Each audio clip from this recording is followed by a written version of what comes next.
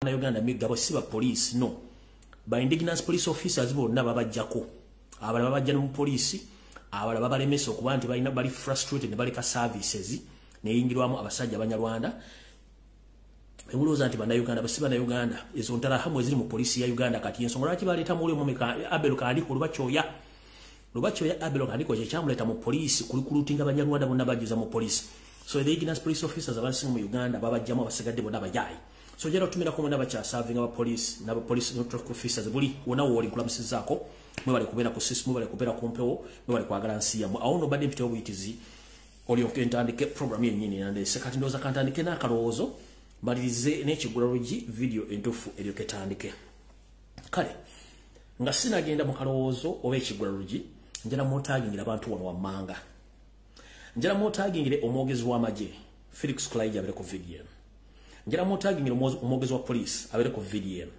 njala motagingire parliament ya Uganda abere ku video njala motagingire Sara Ngamulengeja Karoli Wasanya Mr. RJ Peter Mayiga abere ku video no njala motagingire Yoselite bahoro tabasoro mutano wakati setano zezede njala abere ku video no njagala mukyala we Janet Kembabaz abere ku video no mutabani wa muhozi kanye pamba abere ku video no njagala mutaginge kuno baloya bomukuru Abitex abere bambere ku video kuno njara nanyini eita nanyini kifo cha Freedom City mukuru sebaramu abere ku video eno abazadde abatanagenda ku police babuza ibozo mujja ku video eno njara bana Uganda mwenna abali mu kivulu ekyo bebajja kama simu bajja ka ensawo zamwe mujembere ku video eno nina ngende obawo roge mutategera gali wo before nganene njegetenda bawo njara mutegere njara mutange media stations za Uganda zonna omuli TV radio station bloggers ba ena blomo bere ku video eno kubanga njara gisensula bwe mwategere kye kitufu ekiri mu Uganda nayo muyina okuwa tofu kale no mwenda bwe malo bategeza bwe ntimba tagging abantu abo olone njagala ntandike nakalowoozo ka lero tuluka tugenda ku kigulalogi bwe tuva ku kigulalogi kya lero then tuluke tugende mu filimu nga bwe inokutambula kale mu kalowoozo ka lero nga bwe tugamba nti ensanafu okwenda sibuti ensanafu etambule galudde butyo njala monsaliremu akalowoozo ka lero kano mu kampere wa mu kansindikire eri mukama waffe omulondo Bakyagulanyi Center awuliriza bulungi nnyo akalowoozo kano kagenda kubeera nga kaleeteddwa nga security alert njagala kabere clear nnyo katuuke ku buli muntu yenna akawulire bulungi nnyo nja kwongerezaako ne mu kigulalogi so omukulembeze wange Bakyagulanyi Center mu kansulenti oli bulungi ne bakulembeze banno n'abantu sekino mwenda baagala enkyukakyuka kansulenti buli bulungi mukibala kwaje mutuusaako engalo kale butyo njala kutegeeza omukulembeze waffe ne bokola nayo emirimu mu kampuni yo eya Firebase njala begendereza nnyo mu nnaku zino nina information gyefunye ng'endaga nti state eyabafere mu ssaawa yonna oba olunaku luno okuva olwaliro bateekateeka okulumba Firebase wepone studio za Firebase Kamoocha nga bagenda kukozesa ku luno military already bayinza okuba nga basindise dda balekers oba spies oba informant abalekinga information n'okumanya kyekigenda mu maaso mu Firebase ate era nga baagala kuteekawo nsasagge bulunaku lwebagenda okrading oba okujja okukwata n'okwona buli kimu ekinaabeerawo ng'omukulembeze Bakyagulanyi Center mu studio mu mwali kale mukama wange Bakyagulanyi Center njala kutegeeza obubaka buno nti tandiko abantu abali ku studio yo nawo ku Firebase mutandiko bekengera baani abajjawo jukira bagamba nti SFC erina abalasita bangi nnyo bya traininga batambula mu kibuga batambula buli ghetto nabalazeko ne sample ku bali abekubidde Somalia kubanga mu majja matuufu teri majiga gali majiga professional we bateeka abantu balina dreads ne SFC ekina yokka kale njala tegeeza omukulembeze muganda nge Sadan Magic gwe oyinza okubanga head of operations there n'abantu abala mubeere very careful nnyo nti waliwo balekers oba informants basindikidde already ku Firebase abayinza okuba nti bayinforminga security kubanga baagala kujja okuredinga nga president waali mu kifalo banajja bagenda kukozesa military so si kintu kirala kyonna so bayinza okwagala okujja okukwata nga n'omukulembeze waali buli kimba kyonone era bagende ne bayagala okugenda n'omukulembeze wamuli ku olunaku lwo so mwena bali ku Firebase please njala mu syndicate information etuko oli omukulembeze ndezo ne overall manager ba director Sadan Magic ne mutegeeze nti babere very careful nnyo n'abantu abarotating around abatali ba bulijjo ne babanga abo bulijjo nga communications bakola ne movement ezitegerekeka mind anytime izo creating a Firebase ne studio yako n'abakulu bonna abaliwo in fact babaagala nnyo onaku lwanajja omukulembeze waali mu studio wa mu area so mutegere bulungi nnyo nti waliwo okulumba okugenda okukolebwa kakabadde akalowoozo kaaliro kali mu form of security alert nkafundikidde njagala genda ku kigulalo gikyaleero. Alright, ekigulalo gikyaleero nno njagala kubeera nga kigenda sanyusa buli omu, njala mumpulirize bulungi nnyo era njagala kino ekigulalo gikyali kigenda eri mwenna aboogera ku mutimbagano nga muli bankyukakyuka mu luzungu bayita ba bloggers. Mbeera ku mutimbagano kuno buli lunaku nengobera buli kimu ekiriko nempuliriza buli kimu ekiriko ndaba ebigambo bingi nje bitambula ebyogerwa naye okusirika si busiru ate asirise teyejjusa naye tugamba nti bw'onyigiriza nnyo ennyindo gireeta omusaayi. So nno mu kanyomero kaaliyo mu kigulalo ngenda baga nti bw'onyigiriza nnyo ennyindo gireeta omusaayi. Njala sooka bajjukiza nti guno omulimu gwe twewa teri gwe bawandiika ku mutimbagano kukola mirimu gya struggle giro buli omu yajja lulwe nga bwe yalina omutwe gwe era ne tujja twogerera ensonga zino katukyazoogerera. N'olw'ensonga eyo njala bategeeza nti tuli mu kkubo ery'enkyukakyuka bagala enkyukakyuka. Kitwale nti tuli ku Jinja Road wa Masaka highway tugenda tuli ku luguudo ffenna y'enkyukakyuka. Buli omu ayina emmotoka ye gy'avuga kika kya mmotoka kiki ayina mileage ye ayina ne gauge ye ayina n'amafuta ganywa g'atadde mu mmotoka buli omu ya Mayiga anywedde. So buli mwogezi wa nkyukakyuka ovuge mutungira ku kkubo lyerimu ne buli omu ayina kika ky'emmotoka kiki ayina mileage ye ne layini mwavugira ye. So ngenda basala ku social media kuno tekuliko blogger yenna yawandiikibwa oba yasaba mulimu nti ayogerere oba ayogere ensonga zino tuzoogera okusinziira ku nkyukakyuka ze twagalira ensi yaffe. Era buli omu abazze kuno ajja information yiye particularly yamanyi gy'agijja era n'agiwa ensi n'agituusa gy'erina okulaga. Abagifunye bagifunamu abatagifunye batagifunamu. Kati bwe tuba nga tuli mu system eyo nkyukakyuka buli muntu akole omulimu gwe buli muntu ovuge emmotoka yo osigale mu layini yo. Simanyi lwaki abantu abamutunula mu sowaani zitali zammwe otunula nnyo musayidi mmira mu mmotoka mite gitali jjo tunula mmotoka ovuge emmotoka eyo tugituuse gy'erina okulaga. Buli omu ovuge emmotoka yo ogituuse. 1 tewaliwo omuntu gwe bawandiika nti gw'olina okwogera ekigambo kino. 2 tewaliwo omuntu gwe bayo information. 3 tuli bantu bakulu twetegerera. 4 kyenkola oba kyenjogera kinvunaanyizibwako nga nze so si ggwe. So you better concentrate on your business. Don't concentrate on my business. Mukitegera buli muntu kyobala nzima nzija nekola information oba nenzija ngenjesa bbiri nga balaba akoze dda. Omuntu oba bwe yawadde information nga nange nagifunyeeko ojje muneetegeeza record kiri ku record siyingirira information ya muntu. I don't disguise anyone with information. Era mbanga omuntu yajogeddeko emisana nga nange nagifunyeeko sisobola kujaga nti gudi gyabagambye enkyamu oba eno yentuufu no. Nzija nendeta information endala eri nenjirekera abantu bagikola. Siteresi bukyanga mbera ku social media kuno si criticizing akaku blogger yena wa national YouTube platform oba people power kino wakikoze kyambo kubitira you made this wrong. No, nkola mulimu gwanganza omuntu kubanga it's my personal responsibility on behalf of my country. So omuntu ojja ku social media every time ngo owala kati omuntu omwogera kama fuukule oyogera kiri as if you employed him, as if gwo musasula, as if gwo mulisa oba gwo mutegerera. Tuyina emitwe gya njawulo. Nzo kubanga consecutively now it's 5 years impa information nga 99% etuukirira gwe nga tuna kiwali okoze ate buli lunaku ng'ojja okulitisayizinga nze ani k'oba okolera.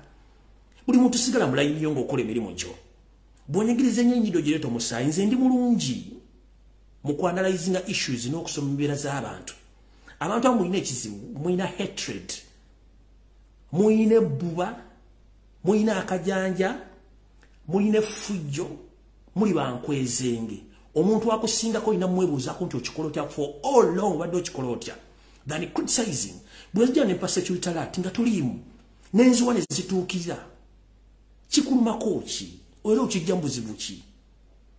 Omanyi abantu bamera nnyo obusajja ku nsonga ezitabakwata kumamba mpadde security njiwadde muntu wanjiwadde eggwanga njogedde ebigambo bingi tebituukirira n'ebimu tebinatuukirira kati gwe ajja nagamba osimeewe yatadde security gwe tezikwatako sigala gy'oli nzireka nkole kye nina okukola okitegera naye nezijja leeta information ese tubakose please mind your business as I do Bwa tuna bya kwogera sigala jo ino okubeera sigale kubanga internet si aba metumi nafu tukozesa obwongo bunino ku analyzinga ukitegeera no general information nti atoyo simanya ula mu struggle njawula mu struggle yeruwa nzisawula mu struggle nzija nempa information ejamba abantu okutambulirako for 5 years mbadde nchikola savings obulamu abantu bangi nnyo struggle etambudde nga tugitambuza ffenna nego botuka with the extent ogati ate simeno asimanya kola please mind your business buli mumanya level yo amagezi gabaga mu tweso simugejjo bile mitumbi tegera bulungi nnyo amagezi gabaga mu tweso simugejjo gobolya nga tokyasobolako bwo tokyasobola kutambuleko speed iliwo nga ne content yakubula umuze ngalabiyo umuze ntwingiriyo umuze mpamiyo wansi mu muzeke emitwe other is criticizing people for bakyasobola okwogera mutuleke we can speak ebyokogereba byabula mutuleko wansi let people be ne mumbera ko buli kaseera criticizing ngondo bichi some people maybe mukolera kubanga you are paid to divert people bobanga toina gwokolera how dare you ogamba nti olumbo omuntu akole mulimu gwegumu si uli ankoba erere mugabiru bando abe enda mu obo yogedda kibera kyabwe nefe ofe nonoja simanya what nabota chi mugeza okuteekawo mugeze ko coping embereri wo omuntu oba yakusinze yakumusanya mulimu akusinga ekigere togita njovu okitegera ate okutegera siteeka singa fera mu sitwa tutegera singa twakyali ayamba munne ni wayino okubirawo classes abategeerera ddala abatategeerera ko ddala n'abategeerera kati abayina bayamba buyinza okutegeera kati leka buli muntu ategere mu class ye okitegere bulungi so buli muntu muleka akola omulimu gwe oba oli ade security alert oba wadde information as long as you gina keep quiet, zip up your mouth, just shut up your big mouth.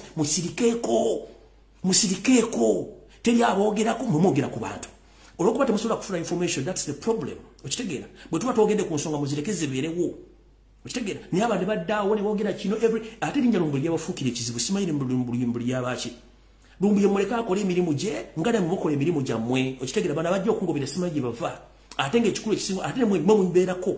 In fact mumala okukola video some of you mujja ne mujja information byenjogere ne mutandika okudda ku platform zammwe ne mutandika obijjo bojaamu ate obijja abula which is wrong. Okitegera bwegenda nawe ononye information yo jangu okibulira abantu meme katale kyosima kyegula bwebanga abantu bakyanga kyekitegeza nti nkyali credible byenjogera bate bakyagoye kitegeza tokyali valuable waluzinga wayika windows so muleka abantu bakole nkiddamu nga nfundikira akagwe ekigwalo gikyaleero mu struggle no terigo bawandiika twajja feka terigo basasula twekolera feka mukitegera bulungi terigo bategerera olumiye tegerera lulwe singa fena twali tukoleza message emuntu fena tugere batuwe information okuva simeku security loba mbali singa tukyakola but we get different information from different sources ne tusobola okubira independent okuwa information kati gwawoza mbwa ate simetu no twagezako kyagaana kati buli muntu akwate ku buli muvuge motoka mukolero yo novugira mu motoka yo mind about your car, mind about your marriage.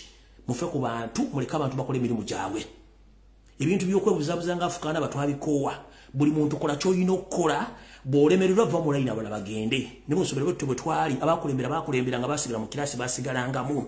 Please muleka abantu babeere nona atalogezigezi simanyi onayogera bwati gobadde oyagala njogere ntya gwe kiky'obuulira ensi ne kibaawo njagala mwena ba despising information yaba no ba criticizing oyogedde kino kitukira kebe ko tiwagetegera kubiika so muleka abantu babeere ne mutumbere mpiti tubere ko tubala kuba twagala baddamu kubanga you are not worth to be replied tuna balekere musigale nga muvundireyo so mutuzeeko wanse mwaza mwe mutuzeeko wanse mumpuza mwe abantu wa information bajiwulire ekitegeeza information je tubawa namwe kenyine watwaliramu bwoba toli mu B kiki ekikunyiza amazina g'ababbi bwe basigamba gwe kiki ekikunyiza obusungu obujjawa nze bukyangambira mentioning agako muntu yina mu struggle nti okoze bwa kino no onkola byange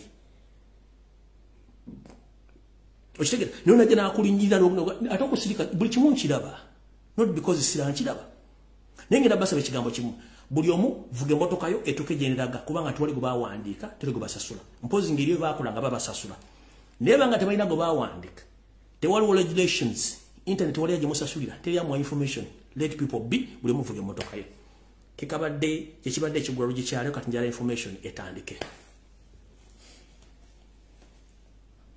kale tutandise bwe tuti ndowooza njala tandika n'akalango kano manyinza obeera opportunity gyowa abantu you go nogezako mu kisago bwe gukulema mbasiriyo kati njala bawa omukisa guno muwulirize bulungi nnyo. Mu mwezi ogw'omunaana ejja kubeerayo International Summit on Mental and Health Disability 2023, a theme inclusion and reliance for everyone. Summit eno egenda kubeera mu ggwanga lya Canada. Ejja tandika olunaku lujja kuba Lwakutaano, ennaku z'omwezi zijja kubeera 4 omwezi ogw'omunaana, okutuuka ennaku z'omwezi 6 lujja kuba lwa Sunday. Omwezi ogw'omunaana ennaku z'omwezi nga 6 omwezi ogw'omunaana omwaka 2023, ndowooza ejja kuba etandika nga buli ssaawa 3 ez'okumakya ng'ekoma ssaawa 10.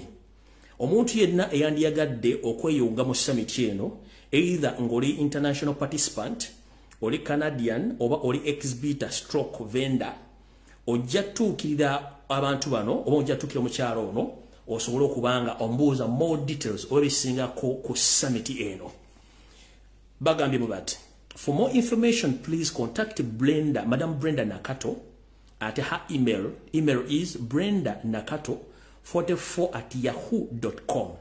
For WhatsApp please contact Madam Brenda Nakato on +14 16 83 58 174 or 256 756 70 3166 or 256 774 222 Address 237 Sackville ST 237 Sackville Street, Toronto on M5A 3G.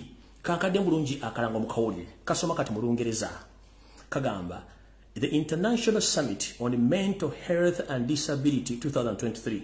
Theme, Inclusion and Alliance for Everyone. Participant including the international participant, Canadians, exhibitors, stroke vendors. Buli kimu kibabuulidde endagiriro ejja tandika ku Lwakutaano ennaku z'omwezi 4 omwezi ogw'omunaana omwaka 2023 gwe tulimo gutandise. Ejja kukomekereza olwasande ennaku z'omwezi 6 omwezi ogw'omunaana omwaka 2023.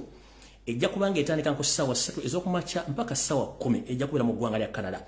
Mbawadde email ne mbawa n'ennamba z'essimu nga ziri ku WhatsApp mutukire omukyala gwe bayita Brenda Nakato. For more information bw'oba oli interested you discuss bakubulya details through which gy'onobanga ofunamu opportunity ey'okujoyininga ekintu ekyo. Ndowooza nvuddewo kati tutandise firimu entuufu eyatuleese. Kati njagala tubeere bantu bakulu ate nga tulowooza nga bakulu. Tutandise bwe tuti. Ebbanga ddene nnyo nze mbagamba ensonga zino naye nga mulowooza nti nsaaga ate mbadde njagala nti bwe mbayigiriza ebintu bino mube nga bitegeera bulungi nnyo. Mbasomesezza ekigambo kye bayita diversion ebbanga lyonna. Kimenya nno omutwe ng'omuyizi ng'omusomesa asomesa ekibalo ku ssomero bw'anaasomesa abaana okuwala naye nga abagamba z minus x equals yx ne bagamba finding a y. Nange bwe nsanga obuzibu okusomesa bannayuganda in terms of okumanya diversion n'okumanya lwaki ekintu kino kijjidde in the particular time nga waliwo ekintu ekyaguddewo. 1.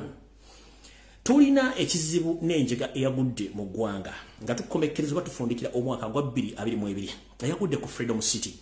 Eno nno abagitunuulira mwagitunuulira ekyamulinga essalambwa lya nsenke naye olw'okuba nti yo seeri ennannyini kukola buvuyo n'okukyusakyusa amawulire yakikoze bulungi nnyo naye engeri gyeyakikozemu temunnagitegeera.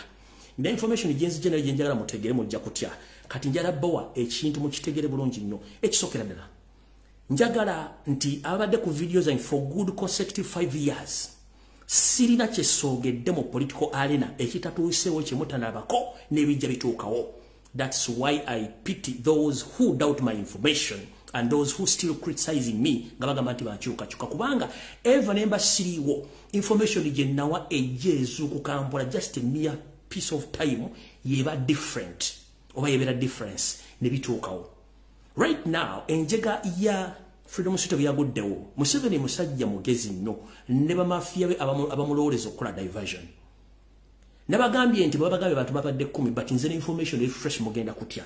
Kati Museveni kiyakoze kyonna mwakirage yavudde n'asindika vice president bonna bakulira ekibuga okujja okulaba nenjala kubuuza eye catastrophe yoke yakagwa mu Uganda bamuganda etuusa okusitula bakulu bonna bayita ku Freedom City. No, it's because yabadde protecting the image ya business ye ne ya image ye mukwatidde mu kuduganya ekizimbe ekyo ekya Sebalamu gye bayita Freedom City. Ye kye yakoze n'abaleetera history gwe yafudde president Muliro Muganda abasajja bamwambude no. Gendo demo video zange zonna enkadde. Ojja kulya bwe nababuulira information ekwata ku mwami oyo ne munne yaga nti yabambudde. It was a pure diversion. Nchiddamu njagala muve ku kintu kya meya n'ekya Muganda wooli ekyagamba simanya Mwambudde ajja mujjako obuyambi. That is history byonna nabyogera dda. Webbaaka nabyogera dda kati kino bakiresenga diversion. Kubanga temwagala kite bakiresenga diversion kubanga bali bakimanyi nti Freedom City mole gagenda sasa n'ensi yonna kati bole baleta kino ekyabwe. Ne baleta ekyabwe. Kino ekintu kyono meya ne munno oli gwe sagala kwogera yon diversion, pure diversion. Temudda mu kitambuza wadde kiwa amakulu n'abakingide bona mubamanyi omulimu gwe bakola. So temutuwa kintu mukijeyo mukitambuza simichi please temutuwa diversion za muchi bakirese covering ebintu byaki bya Freedom City. Ekyo nkimaze. Tugenze ku kintu ky'aba promoters nti bataddewo emiwendo egyesalira ku bayimbi. Njala kubuuza waliwo omulwadde asalira ebisale eddwaliro ntogenda kunzijanjabira ku mutwalo gumu nga sincerely speaking abakoze ekintu kyomba state agent era nga nabo bagendanga eggulu ne bateekayo requests zaabwe nga ba promoters okukola business. Era mukimanyi who owns ba promoters mukimanyi no owning abayimbi abasinga obungi mu Uganda. So abakoze ekintu kino balinga omulwadde wanajeraga nti eddwaliro nti ndinze muteeka kunzijanjabirwa ebisale byange munzijanjala mutwalo gwa mitwalo 10 wo no eddwaliro lukujjanjaba ne mali kubulira biru yalyo. So kati musoka mukwa please njagala tubere bantu bakulu ba promoter bibale mu music industry mbali katosobola kungamba nti consumer yabulira manufacturer ebbeeyi kwalina omuguliza omuti gwa sabbuuni. Manufacturer ino okuteeka obbeeyi omuti kwa baguli omuti gwa sabbuuni ye muyimbi. Kati kitegeeza nti gwagula akosa sabbuuni wa mukwano tosobola kukwira mukwano siri mugamba mukwano nze lero omuti ngenda gugula mutwalo ngenda gugula 2,000 bubazi 2,000 sigenda gula sabbuuni wonno. Mukwano yamanye sente zayisizemu okufulumya omuti gwa sabbuuni era yakubulya ebisale byagenda otunda sabbuuni. Then ba supplier ba wholesaler ba supplier ne ba wholesaler ne ba retailer ne bajja bakubulira ebbeeyi kwogenda ogulya sabbuuni. Nenge evudde wa manufacturer kati mu Uganda manufacturers bayimbi kati ate weewunye ba promoter bajja batya okuteeka emiwendo kubanga kino bakisetinze kitwala obwongo bw'abantu in terms of diversion babajje ku ki ze diversion bbiri babateereddewo. Diversion endala yono mwola gwe baba gesimanyi muyimbi rapa simanyi yetadde ku sente zayo nakubaka ekifaananyi. So the diversion zisatu kati kambabuli omuntu ganti yetadde ekifaananyi ku sente za Uganda ng'ate muyimbi tebigatta. Oyina gamba fe tusazeewo nti ate abayimbi muyina kufuna sente buzi tebigatta. Ekyalukwako tebigwatta tuve ku diversion kubanga bayagadde kujjawo kiri kintu kyani kintu kya Freedom City kanjala bategeeza mbasomeseza diversion mnoganya okutegeera weewunyi lwaki bijjidde mu kaseera kano. Gusura kunganti omulwadde atabulya eddwaliro sente balina omukyajinga ayoseza sabbuuni ate yakubira mu konti sabbuuni ngenda mugula sente bweziti. No, it is impossible tekisoboka tekine kigattira. Mutegere kye bayita diversion Museveni yasinga creating a diversion okubajja ku kya Freedom City. Mukitegedde bulungi zino pure diversion ekifaananyi ky'omwana sime muyimbi yatadde ekifaananyi kye ku sente. It's a pure diversion please. Mubeere mu kirasi mutegeere bulungi nnyo ebigenda maaso ubigenda maaso mu ggwanga. Ekyo nga nkivuddeko kasita mutegedde bulungi diversion era sagala muntu asharinga kintu ekyo simanyi ogera ku nsonga z'abayimbi simanyi emiwendo simanyi ono meya simanyi that is kasasiro pure diversion bajja kumulamwa muveeko kya Sebalamu. Kati awo nga tuvuddewo tugenda tandika bulungi nnyo buli omu amanye kiki ekigenda maaso. Alright tutandise tutya olwaleero ndowooza kansooke mbabikire sina gasula nga simaze babikira bulungi nnyo. Obansooke ne Kaloli Wasanya Charles Peter Mayiga gamulengejja ndowooza right kansooke ne Salonga mulengejja Salonga mulengejja Wasanya Charles Peter Mayiga Kaloli Mr. Araje how are you kansubira tuli bulungi ka pressure kawulira obwambe go botadde ku ddala nnyo ne kati kansooke nkwambule mu kwano luuto soko uli bulungi nnyo tugende basi atandise wete Wasanya Kaloli Charles Peter Mayiga Salonga mulengejja ne nteekateeka ya mafia bali Mengo ne State House ne mafia abakola mu kisawe Nambole mukulu Juma Mpaji Sewanyana alinga general manager wonna kisawe kye Nambole mukulu nkulabula uli musajja muganda okujonga nawe uli muvandumwe abeeyita amanya faza kibi yayogeddeko lwaki mwetu mumanya gammwe nakuli asobola ina n'omuntu gwa sikira nyo musajja omukulu oyagala kusaanya obuwangwa n'okuttaka eriri Enambole nga mwekawanye ne muhozi n'abasajja afira bali mu State House okwagala kusanya obuwangwa n'ennono. Wetwogerera essaawa zino ne ku mawulire ga leero musindise Felix Kulayije owaddabo kkala kati oba black oba white ajja yogera bitali matankale bwe tubakiza kuyingira mu kisaawe mu kisakate ky'Enambole. Mukulu Nambole terina kyapa ettaka lya Buganda n'eby'obuwangwa bituddeko bya ttaka lya Buganda. Mukulu Juma Mpagi Sewanyana managing director w'Enambole olwo olugezigezi olufuluusa ali kulumberwa nnyina owalerera nnyina mukulu lukomye kyonna ekigwa Enambole nga musanyizaawo saiti za Buganda ojja kifuwa ng'okizza munda. Ntegeeza Obuganda ng'obudde bukyali omanyi muzanyazanya nnyo abamufiiriddwa abantu bamwe temutegeera kibasala abantu bammwe olw'okuba nti muyina emputu. Jamiru Sewanyana Mpagi managing director oba manager wa Nambole Stadium okolagana ne Museveni Muhoozi ne Janet n'abasajja bali bamafia abali e Mengo musanyeewo embuga ya jjajja Nambole n'ebintu bya Buganda n'oyo musajja Mamerito Mugerwa n'oyo DOC webwoyogerere gwe nabalaga omukyalo ne mujja kifuwanga mukizza munda njagala nsetegeere butyo awosagala kulwawo nnyo. Tugenze omwaka gwaweddeko ne mbabula buli kimu ekyabadde mu mwaka Ssaabasajja Kabaka bamukako okujja nababulidani yakuba essimu yakubira Museveni yali Mayiga yennyini ekiwalabe male yakubira Museveni amugamba tujja kuswala nnyo singa Ssaabasajja Kabaka talabikako Lumbuye abatumeze bumezi kati bemmegga nomuyisula mu gulofa nze ne wensula simanyi okuba nadule sigimanyi naye basajja bakulu mwewumuzeeko eno ensi tekungula tugikyalako bukyaze kuwa yagiviira tuli mukka bukka naye kambaleka video kano ndyokenza nnye video ya Ssaabasajja Kabaka mulabe n'obu njala mwetegereze mbega kati yavudde ku ddala eddala wabula n'omuntu asembera Ssaabasajja Kabaka tayagala mwaka nabiri njala kadda bulungi nnyo nti omusajja kati takyaswala alimika n'emboozi ya mukama we gy'abayogera n'omuntu mukalabe bulungi nnyo.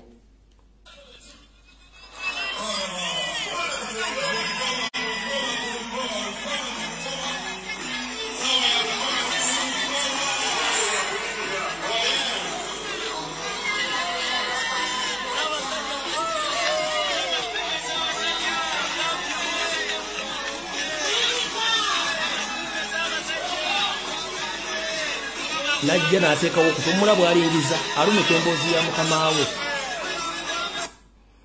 Ssaabasajja Kabaka bwe yabadde nga agenda kulinnya ku kituutu waggulu n'asanga musajja gwe yali tasubira musanga mu layini n'amuyita amubuuzeeko akasajja ne kajjira ddala okulira n'okutu kwa Ssaabasajja kagala kuwuliza omusajja agamba ky'omusajja. Mwetegereze musagala muwanda bigambo mukama tulekete ku vidiyo yandeese manyi abantu bamulowooza nti ebintu bino ensi tebiraba ono yafuukira ddala mbega kati wulira.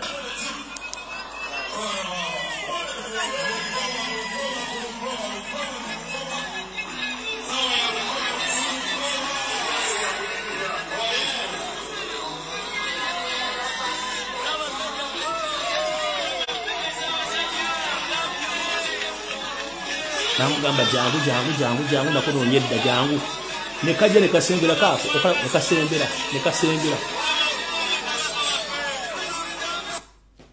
kwegamba omusajja takyawira dda musajja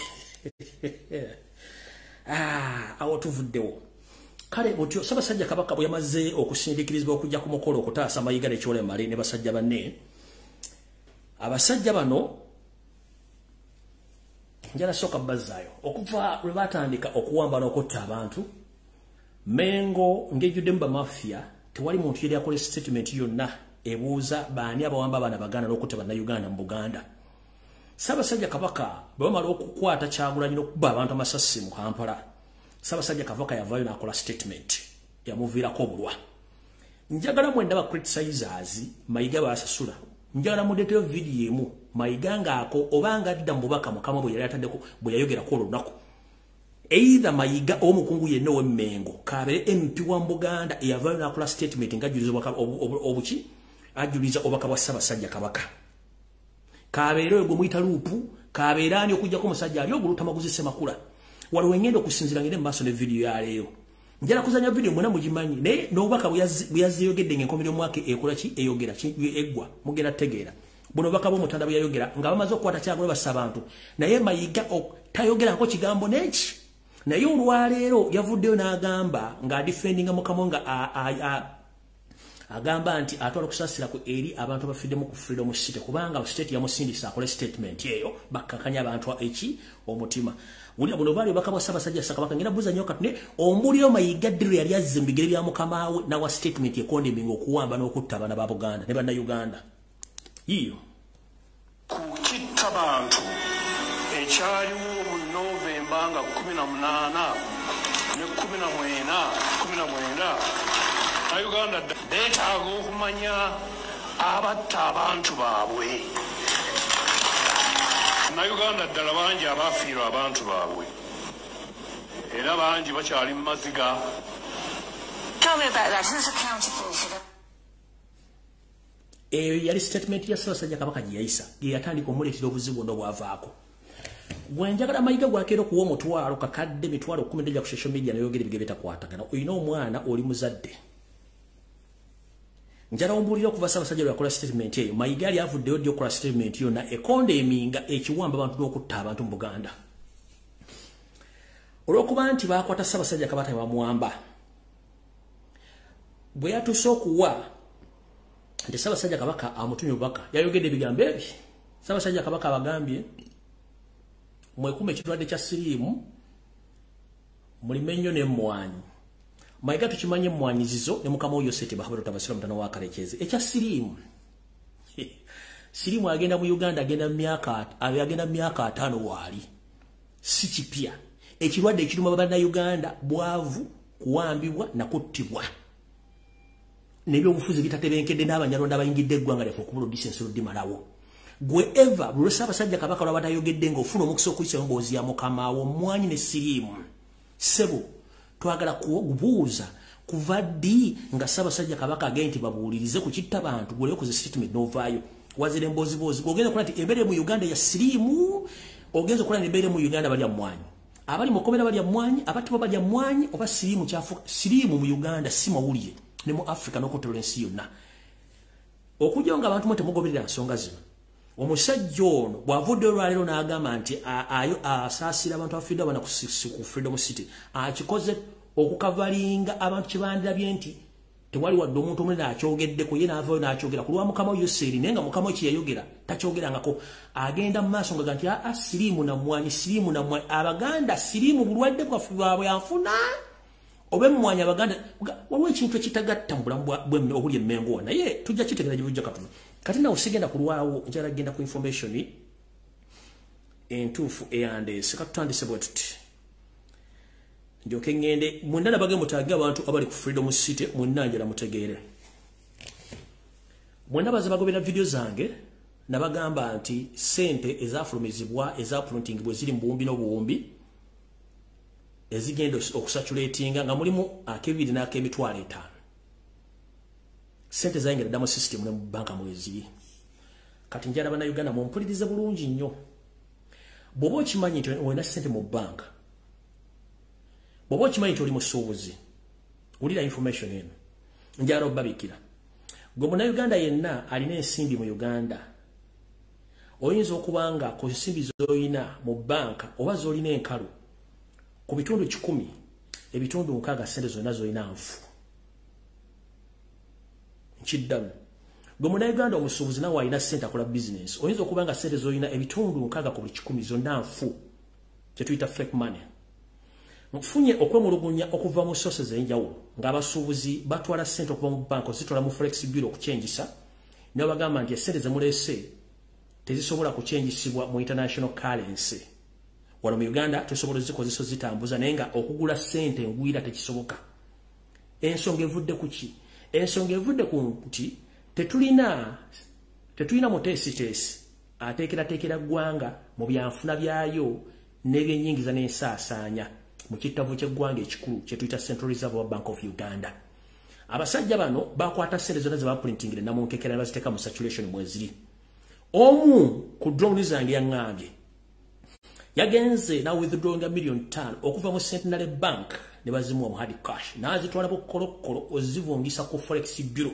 bamwemu sente ez'Amerika olwaziwaddeyo ne bazisunsula mugenda okumaliriza nga milioni 2 ze sente zabamukizo mu amwe endala zona bogende ze sente wante sola kufuna mu international transit sola kufuna mu international currency resonga nti IMF na World Bank sente zino tebazirecognizinga nga sente entuufu wadde wazijje mu bank nabadde njawo n'owokubiri nadde njawo n'owokusatu n'owokuna nga bagamba ekigambo kyekimu nti sente tukyasobola kugula sente ngwira olwokuba nti sente zonna ze tulina zandibanga mu Uganda zisobola okukola naye nga ku international level ogula international currency sente tezikkirizibwa olw'ensonga nti zaafuluma nga mulaba nsayiningi ziriko omukono gwa Governor of Bank of Uganda ninaku zomwe zikuzafulumira kweziri naye nga flexibility kimanyi bulungi nnyo nti sente ezo tezikkirizibwa kugulibwamu sente ngwira kati mwe namba tegeeza abasuubuzi ne bannayuganda oyinza okuba olina sente nga ziri mu kale wa mu note ey'ebibiri wepo ne note ey'emitwalo 5 gye muyita ey'ekizike naye nga zonna z'olina nfu bw'onoyagala zigulamu pound euro oba sente endala zijja kuba tekyasobola kuvungiisibwa manyinze byange mbyogera kate ng'omusizi Agresian tingenda kulirako bantu bange kansooke embalageko sente ezo ziri mu foomu bwetyo geego amazike gammwe gabera n'ennamba emu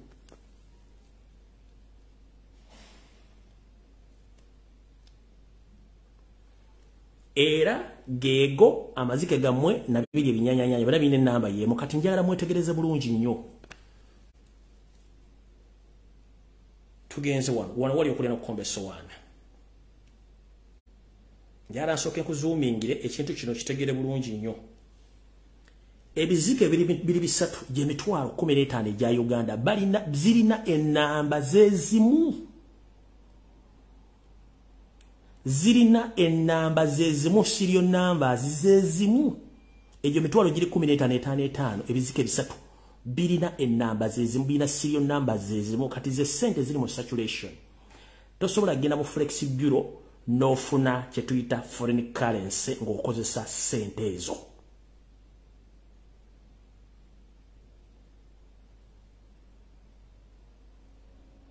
ebintu bino ndabibagamba dda nene mwebuzaabuzo mayinze byange na zino zizino mayinze ze byange mbyogera kate ng'omusizi Agresian na zino zizino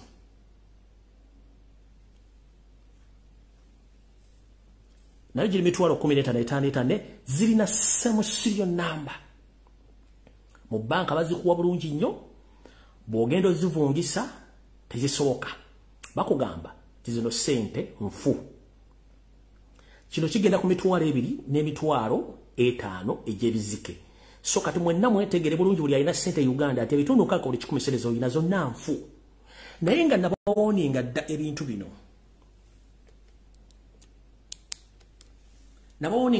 tugira kubeerawo mu kye tuyita failed state bino ebintu bibeeramu nti abasajja basobola okuba sente zaabwe nga basobola ozigulamu ebintu bybaagala naye gwe bw'onoyagala ozigulamu ekintu eky'omugaso zijja kuba tezikyakola.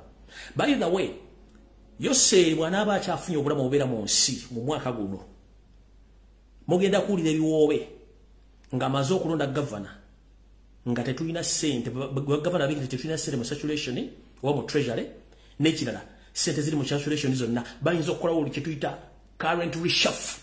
currency reshuffle ne baga nti sente zonna ziri mu circulation tuzeetaagamu zizze tuddemu tu reprinting sente endala ate kijja kwetaagisa mu capital kuddamu ku reprinting sente endala ogenda okusobola okulusa mu IMF kitegeeza gwe omuntu alina sente ezo zijja kubanga tezikyalina mugaso abasoma economics n'abasoma ebyefuna bajja banyonyola naye mbategeezeza nabagamba dda n'ekino kyatuse ku bantu 5 sente zitambula bamaze genda ku forex bureau ne babagamba zino sente zikola kubanga sente nfu lwakuba nti mu circulation mwe ziri zikola ki zitambula awo nno nvuddewo njala mwetegereze bulungi mwenna abalina ensimbi ekirala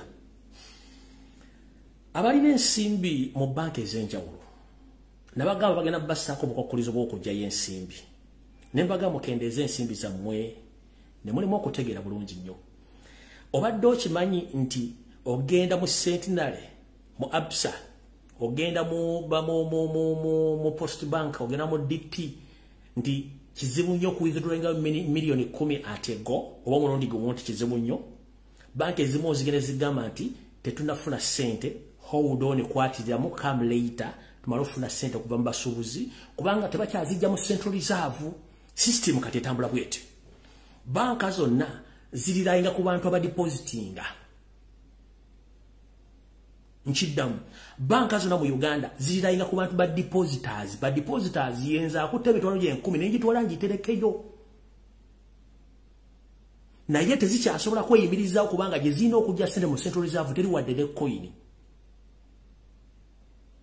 yensonga lwaki these are processing alone tebakyasobola kufuna ssente kubanga banka tezirina ssente yensonga lwaki bateekawo limit okuwithdrawinga ssente ku account yo kubanga osobola okujja ng'olina miliyo 10 n'ozidrawinga mu lunaku lumu kitegeeza branch emu bannakibo branch esobola okuggalawo nga terina ssente so bateekawo limit ku ssente meka z'owithdrawinga ne ku ATM kimanyi bulungi nnyo kati bali mitinga ssente zojjayo kati kye baakola bamala okulimitinga ssente zojjayo ate ne balinyisa charges za withdraw bw'ojjayo ssente mu banka kati charges baazirinyisa n'okusaba kye tuyita bank statement nazo baazirinyisa kati banka erirayingako ku badepositors abatwalayo ssente naye bawithdraw tabakkiriza kujjayo ssente bowinayo million 5 basobola kati tugenda kuwako million 2 endala jazisima after 3 days nga balinda badepositors okuleta ssente kati mwenna balina ssente mu Uganda mbategeeza mujjeyo seriza mu budde bukyali Uganda ekintu essana kigenda kwedomola nga temugenda kubanja banku bajja bagamba even after crisis yava mu Central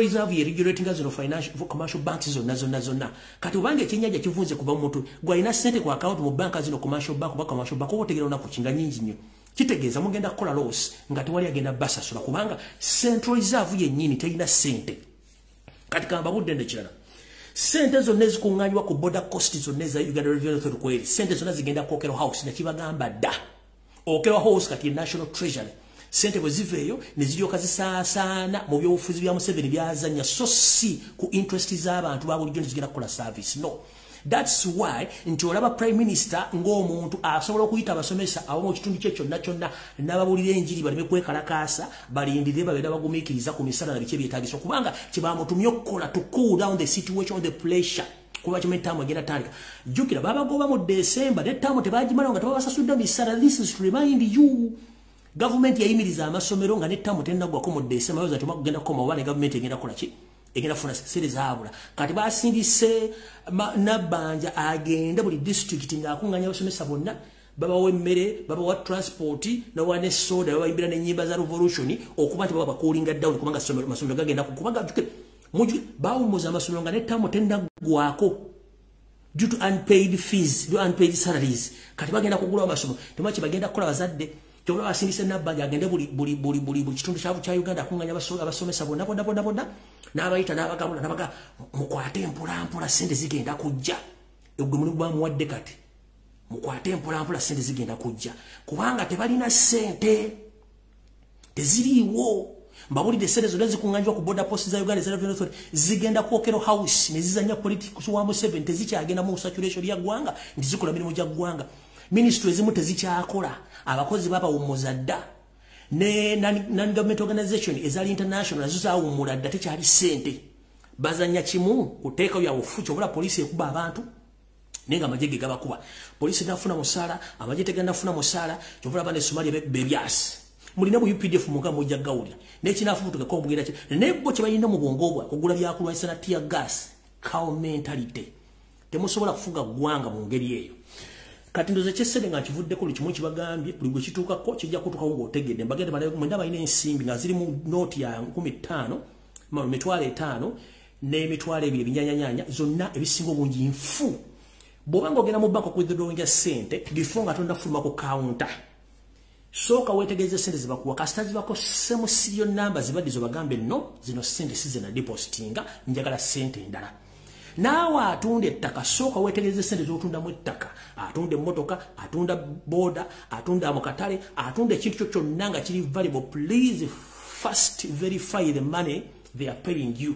otherwise ojja tunda boda ofune ebicupuli ojja tunda ettaka ofune ebicupuli ojja tunda ennyumba yo ofune ebicupuli naye nga ate abikuwadde naye yabijje mu bank oba ebijje samuya naye nga mu Uganda bikola naye nga gujja zitwala okukolamu ekintu ky'amagezi nga ssente nki nfu bwe fufululo awo tuvuddewo kati ngenze ku nsonga ya Garden City. Garden City emboozi zaayo mpanvuyirivu Era ziri matanga ng'empale ya Yoseriti bahabula tabasira mutano waka muwulirize bulungi nnyo. Ebintu bingi mutannategeera. Ekisookera ddala, I'm here to confirm and to tell the public that whatever you see on the media and radio stations, those are fake news. The real information states that the number of people who lost their lives at Freedom City during the 31st December 2022 was expected to be 36 people who lost their lives. But the government and media, all the mainstream media in Uganda, all they were paid by the state. All of media stations or mainstream media in Uganda, they were paid not to produce any information or to air out any information concerned about the death of the 36 people who lost their lives at Freedom City during the quarter of 2022 at Freedom City in Wakiso district. So, mwenamba tegeeza nti enamba entuufu y'abantu abafudde babadde 36 naye TV and radio stations zonna Yoseeri ne banne bayisasudde obutafulumya mawulire gano. Era amawulire agafulumyeko g'abantu basosiga abantu basuwa abantu bali babaga abantu 10 bokka nenga abantu badde 36. Kino kyatuusewo kitya okutuukawo bwe kityo. Sigenda kudda mu biri bye nabagambye information entuufu yino. Gobadde okimanyi nti nga tolekera sekukulu ku Freedom City wafaayo abantu ekyesubo kyatta abantu abalala bagendera ku bisago era tewali muntu yina gubakkiriza ku recordinga wadde okufuna information ku TV ne ku radio kabere bloga yenna. Obadde okimanyi nga tuyingira wiiki ya Christmas ku Freedom City wafaayo abantu ng'ekyesubo kyatta abantu ngenenjega tennago ya 31st ekyesubo ku Freedom City kyatta abantu tugwali kyafuluma ku media yonna wadde ne wamu. Nabagambye nti nga bazimba wantu wali abantu 20 emizimu gyawo si myangu gibanja n'ebyokola bennyini abagagga bye bakozesa okubeera n'ensimbi ezo nabyo webiri. Gwe omuntu ng'omanyi tulina muganda akola ku Freedom City oba abaddewo mu nnaku ezo zonna nga tuyingira December ajja kukubuulira wano wagenda okuva okuno wali okulya n'okombeso wano. Mbagambye before 31st abantu bafa ku Freedom City ekyesubo kyasuula abantu ne kibanyiga tebalina kye baayogera ne kisirikibwa. Ku 31st ekiro enjega neegwa abantu 36 n'abalala 50 n'okusobyo bonna abali ku bitanda bonna abasinga obungi tebajja babagamba. Kati ekisinga okusesa njala tugende mpola mpola nga tuva ku mungali akatono. Bakutte musajja wattu Lugojamye nkeesa lukyanga nkoya mutamivu musiufu ensimbi ziringa ezamwegaana tezifaana azifuna namuteeka emikono giyitawomera muwemba kubanga kiso kya mbuzi kirekerera omusi ne kitunulira omubaazi kitya omuntu abaga embuzi si abayagisse oba si abagisezeeko obulago weva olugero olwo. Kati Abidex bamukutte to cover up and to cool down the situation. Nena koze analysis ye mu video wedde nemba nyonyola abantu kyabayino kwatiwa. Eventually police yavuddeyo yabesinze ku analysis gye nakoze ate okuyita abantu bendagendi bayino kwatiwa. No batu ndoga nti bano bwongo babatu brain za moke nino batu ndoga ye Uganda yaffe.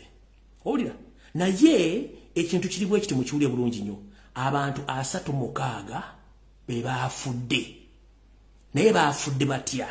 Ekisooka musajja mukulu Abidex wadde simwagala wa NRM talina musango. Omusango balina kwata nanyini kifo balina kwata DPC wekatwe balina kwata standby police office yabaddewo balina kwata abasajja ba Uba abaddewo nga bakanyama n'okwata manager ne bateekayo n'abazadde bakwata obubuza kana akataano. Kubanga kigamba emiryango gyonna gyadde gisibiddwa gate ne balekawo gate emwenzi gule gye badde bagambira abantu okufuluma n'okuyingira which is wrong. Abidex nga bwengendo zanya voice note zino ku muntu yabadde eyewitness mugendo okakasa nti bakutte wabwerere kujja kusiti kujjawo bujja information nenge namba ya fudde yabadde abantu 36 nenga tebagala nsemanye era kyopula basasudde ntegezedwa basasudde ba bloggers ba NRM ne basasula media TV radio station n'abantu batayogira ku kintu kino yeso lwaki yo serious sindise Jessica Alupo for the first time in history ne basindika minister ba Kampala ne basindika n'abantu bona bajja ne meya n'atuuka okulaba ensinga ebyo bagenda kukwasaganya mu kintu kino tetolaba kone ku forensics team kujja kukola kulaga bukodyo wabula kingi bagenda kunonyeza misa kubanga ekintu kya Museveni bali mu ekintu kino kusasula ensimbi zino nembe yalaba official abantu 36 bafudde naye okumanya ensinzibo abasajja ba Uber ababaddewo buli muntu yenna eyabadde mu kivulu ekyo abatasobodde ababaddewo ku witnessinga leetu emirambo gisinga obungi bagikutte ne bagitwala waggulu ne bagiterekayo ng'abawuba bagikola ne bakomawo ne bajja ku buli muntu yenna essimu ne bamuggyako n'ensawo kigamba nti amasimu agasukka mu 12 n'obusawo n'ensawo z'abantu abasajja bawuba babuze nabyo tebannabiddiza bantu bannyini byo njala kubuuza kiki ekikugisaako omuntu ssimu ye oba ensawo ye bwe mbaga temwena kyemukweka kiki ekikugisaako omuntu ensawo ye n'essimu ye nga tulina kyemukweka abantu almost 12 tebalina masimu gabwe ag'obuyonjo tebalina nsawo zaabwe n'abadde ne gadgets endala zonna baazibaggyeko mwabadde mukweka ki manze byange mbyogera kate ng'omusezi agula essowaani buli kimu nkyogera nga bwe kirina okuba gwaliyo n'olumwa n'ozimba omuntu ndakasajja katwabiza nja baabya Abitex mwasibye wa Bwerere Sebalamu akulira poliisi manager n'abasajja ba Uber mu mulina okukwatibwa kubanga ekifo kiberako ennamba y'abantu abalina okubeeramu mwakisusiza ogwo musango sukwa Abitex n'ebiso by'omupiira abasajja balina ogende bwe batuulamu bajjulamu bagamba tekisawe kijjudde basigale mu ddeeyo kino baaganye kikola bo ne basala okusaddaaka basaddaaka abantu kubanga bwe kyabadde so ndoza mutegedde bulungi nnyo simu z'abantu zabagiddwako ne basobola okuba bayisaawo ekintu kyabwe wulira bulungi nnyo nga babalinnya emito gino nga buli omu ataasabulamu olwanga ekiseera kiba emito gino gyegirabika ebifu nga tuliwo timulusike nga kutuddeko naye bagulwali bakutuddeko nga mufalo ogenda fireworks twayingira kika lyakalyanga balina effujjo abantu bagendesa force bagenda force kati olwakyanyonyola afe tugendagana afe tugenze kati bakozesa force eri tukyakalya kange balina ekatuuka nekafunda kati kagene kafunda kanyagamuddemu mukanywa nagamuddemu mu giteeri kanyawayo kanyawa yali ali ku mujanga omuyange era nagala nagamuddemu mu giteeri tukyakalya omwomu yayitawo nagamuddemu mu giteeri kati eri bagulawo leero abantu abantu ne bakyuka eringa baka stage eri wanene ekyo kigete ate nga bakuya ebibaati ebyo abantu nagamuddemu mu giteeri abantu ne bakyuka kati mu kukyuka bajja beesimba abali eri mabega be basembye eri bayosawo ne zitandika kati abantu n'oliyo omutima bonna basindika businzi bagenda lafaya bakitofu omulimu abaana abate emyaka egyo n'omwana gwe nali nalidde omwana akutte mutowe ntumusikula ntumukwana ntumuwa omusajja naye netumusikula nayimira kuno kati ffe netugapijja lwana kati neno baba basindika kati fena twalipinja tutambule kati juki waliwo kali akaguli akagenda bwekati kati nga otuukaawo ogwayo olugero juki eri bakusindika fosi y'amaanyi nolaba wobira wansibakulakako era waliwo abali bagudde abasinga bonna ebajja wansi abasooka wansi abasinga bonna baafa mpozi oli yazirika buzizi naye nga abasinga bonna baafa bali balinnya kuba nayagala bulabu oli naye kyanyala nti yali kumpi osegera yali kumpi nga tali wala kasajja yali tagenze yali kumpi nga mulani naye amusoko gyokwatira abasajja mizimu kwazi musika wali wansi yali yebasente mutwasoka okujjayo naye netumujjayo omutwe gwali eno wego nga bamutulidde kino bweki tumusikayo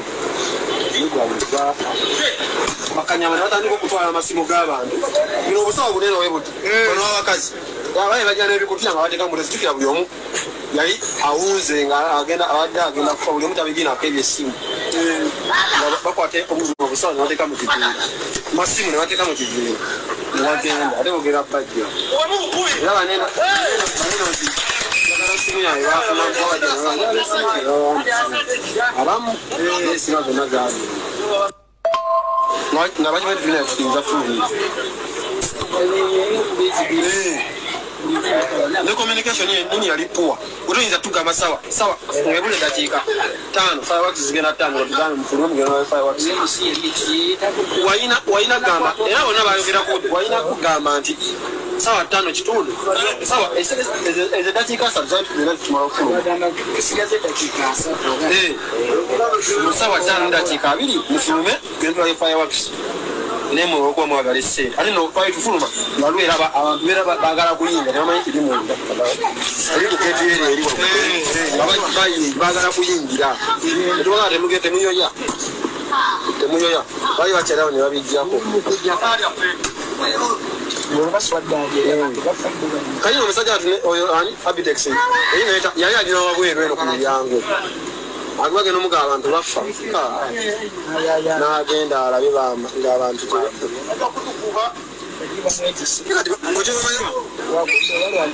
kale kyebamala balina omumoto kugiragiramu bakka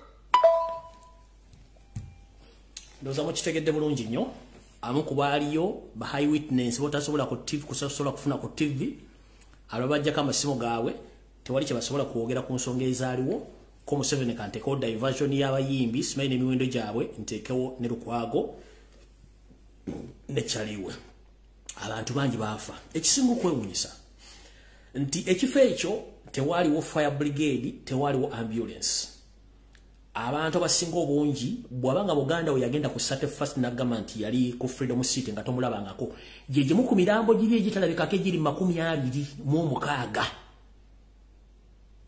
nchiddamu bobanga Buganda wo bwe yagenda ku 31st wa mwana wo mutabani otaddanga tofunanga mulambo jeje mirambe ejasooka ne gibuzibwawo ku sport nga teri amayinji gyalaga kubange nambe confirming kusingira mu sources zange jale mirambe 36 bano basomyeko 10 kati fun enough okumanya bana abasajja bani abasomera ebintu bino era tubagenda brains a monkey genda ku social media genda ku bwenyi w'ekitabo kyo osome ku pages zonna eza Uganda eza Muliro mulabe charge sheet ya Abitex emisango gye bamuvunanye mulimu amanyaga kanga basomere wano ku charge sheet naye nga abantu babadde 36 wali badde wandi county ovunanyirwa okwenyigira mu kubulajjaga okufiisa okufa kw'abantu 36 wabula mu charge sheet bataddemu amanya 2 ulira kansoke mbasomere n'esooka nawe mu social media mulabe charge sheet ya Abitex gye bamuguddeko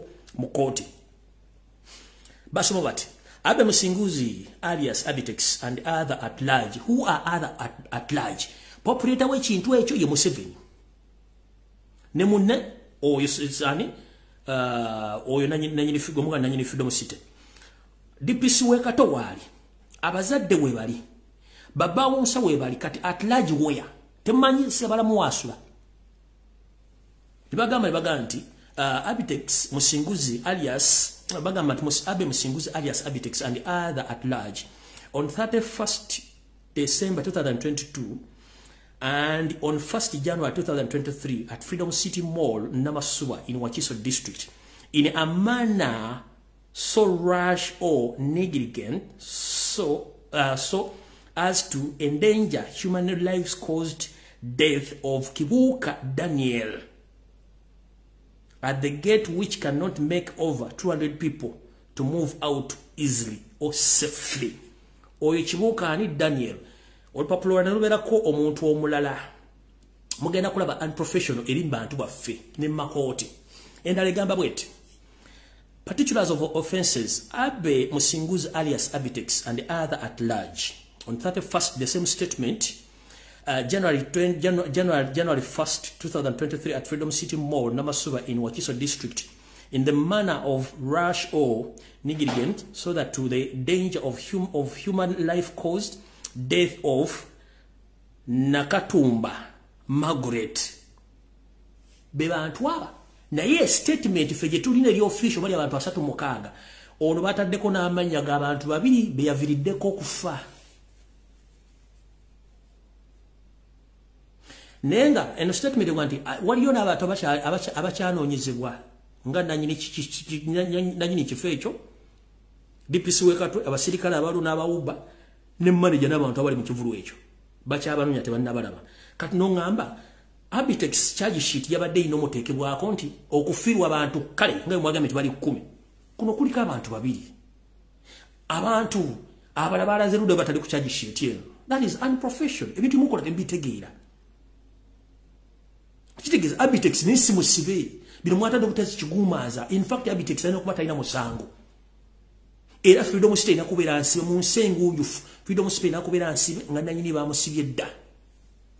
Awo sigenda kulwawo njagadde kuyita obuyisi bategeeza nti abantu freedom state asoka nefiro n'abantu nga tetunatuuka na kuwa 31st ekyesobo kyatta abantu teri yayogera media bazisasula kino bakyazeewo media zonna bazisasudde obutayogera ku kintu kino komo 7 kandetewo diversion yabine emiwendo gy'abayimbi n'okuteekawo diversion ya Lukwago mbaddamu nti ezo diversion zombi 3 n'ekyo n'oyo omuwala omuyisime yatadde kusereza Uganda zonna diversion byonna bifu bakweka kintu kya freedom state kubanga kyabayitiriddeko yensonga batuga nti akatali kabbe amagumba oli osula mu lya Museveni bano wadde osasula basasula kukozi ki gwe nanyini kifo ekyo kubanga insurance freedom state ina insurance cover budget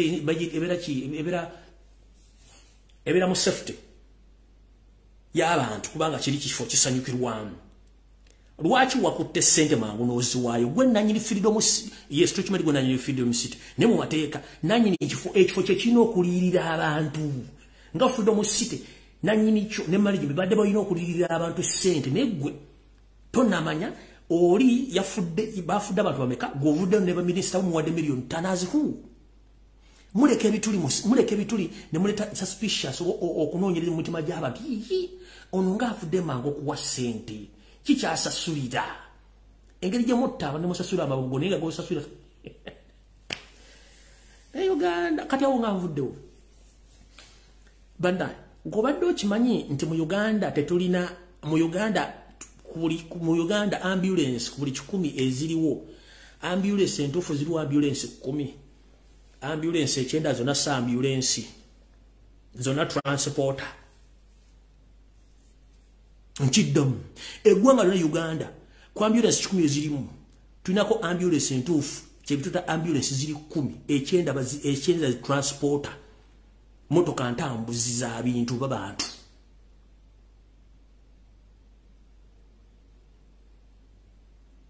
mbuuza lwaki kyetuyita ambulance oba ambula wansi mu Luganda ambulance ebeera ng'erinamu equipments eza first aid box gamba nga oxygen n'ebintu ebira n'akatanda biki bigenda ku n'amadagala gasookerwako ng'erimu n'omusawo professional doctor oba nurse akwa treatment nga bakutwala mu ddwaliro okutuusaayo kyekisooka. Ekyokubiri badriver bonna bavuga ambulance ne bassistant bonna bateekeddwa okuba nga balina idea mu kujjanjaba n'okujjanjaba n'okufayira obulamu bw'omuntu bwe bakimye. Mu Uganda balonda bulonzi bantu najja navuga ambulance nayo kajikala katanga linga ngavuga emmotoka y'amagye. Kati emmotoka za Uganda zonna ambulance baleeta bulesi kuliko ka stretch nga bakuyiwako nga bakutwala mbu ambulance tuna ambulance ezo nakaliya ambulance so nakaliya yeso garachi mula ne bafuzi mula bafuza nti naguza ambulance ezo babagulira kaliya oba transporter tibusi ambulance.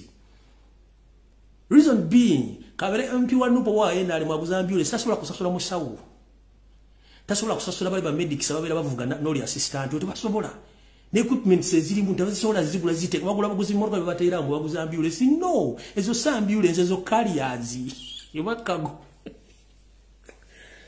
Uganda wabula abasajja batukuna midde ku eyo sa ambulance kyebayita ambulance jali baddwaliro ddamba mulimu oxygen first aid kits nga nakuliko musawo amanyi kyakola nga ne driver ono babale driver asobola okukolako nawulira oli driver nesitula gye basitulamu abantu bano medics nga baziba abali ku ambulance ebera professional sene kwata kakasoka katana bateka mu bateka ambulance zigenda mu abantu abasuka batano bateka muri batano batwala muri eyo sa ambulance zino mono katutwala mu monde titulina ambulance mu Uganda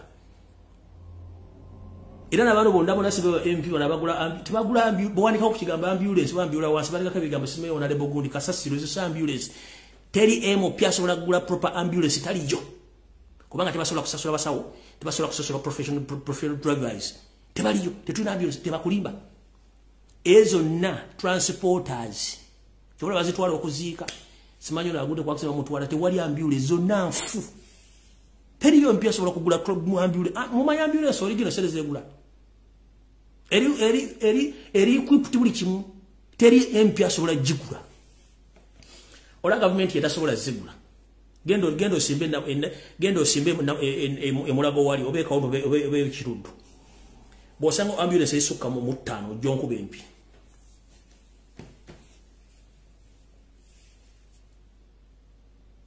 bosanga ambulance tane kiruddo benna ziri full equipped ojonku bempi ezo mwagula transporter za kusombera mbantu bagudde ku accident bichi kubatwala kwanguya sa ambulance tekudwa ngo ino kubo musawo agaba first aid ku muntu bamutusi nga muri ne oxygen erimu ne esse kula bulungi nnyo nga temperature erimu limu ambulance esobola okubanga esobola okubeza bulamu bw'omuntu oyo mpaka libana mutu zemene bizine zirimu ezimu zimu n'ebiyenje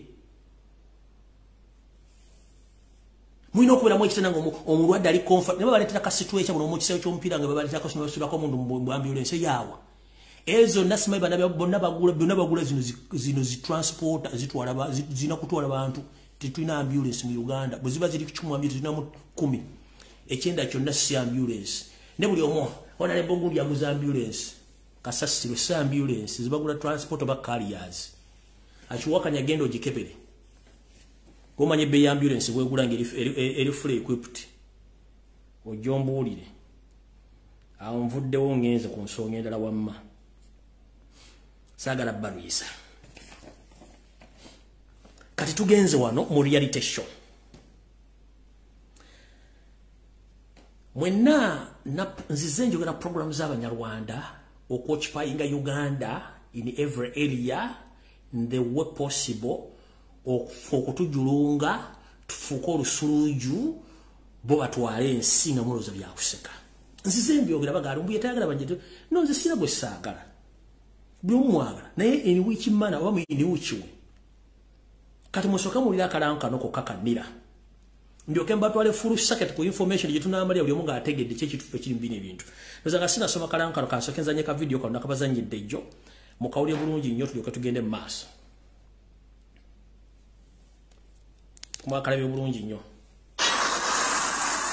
Town Council chechimu ku bibuga ebisange bakulugudo lugata Kampala ku Masaka era nga lukozesebwa n'abava mu mawanga amalala nga Burundi, Rwanda ne Tanzania. Olokuba bw'amakibuga ekikula abakulembeze bagamba nti abantu bangi abava mu mawanga amalala agaliraanye Uganda abeesogga ekitundu kyabwe naddala ku bizinga okuli Bunjako ne Buyiga. Basi zezibaleeta ne baviiramu ku checkpoint eza basi ezo bwe batuuka ku checkpoint ezo beegaba abamu ne bagenda kugeza nga ku myalo ebunjako abantu ne bagenda ebuyiga abagenze kupakasa kusanga abantu abo nga bali mu bitundu tebalina biboogerako batayaya butayaya abamu ne batugamba nti babaze kunoonya mirimu naye nga waliwo akakundi k'abantu abayingiza abantu abo mu bumenyi bw'amateeka nti ntera okubeera kubanira no tunulira goba wandika nga yeddira nkima naye nga tamanyi na mukulu wa kika n'oluganda taluwogera nga ina gyavudde so abo bajja kuno ne bafuna n'endaga muntu era ezimu ziri mu process bagenda kuzibawa batuka mu sawa mwendeza ekiro sawa 12 bona zibasobola zibatwale ku bizinga zimanyiddwako mayitire bongerako nti okujja kw'abantu bano kutaataganyiza nnyo obuweereza bw'omuggundu eri abantu b'ekitundu n'okussa ebyokwerinda ku bunkenke timubeera n'ebintu byemba muteeseteese mu kitundu nti katugeze nti mumala ebudget temukola emanya nti mu kitundu tulina musitadula abantu bwe bati sizira ku statistics zemba nazo naye ne bwesanga ng'oluusi tebikoze bulungi olw'abantu abeyongeramu nga sijjagiza nyala gibatereddeyo kati kantandike bulungi nnyo muwulize bulungi nnyo. Kano ke kalango ka Nira.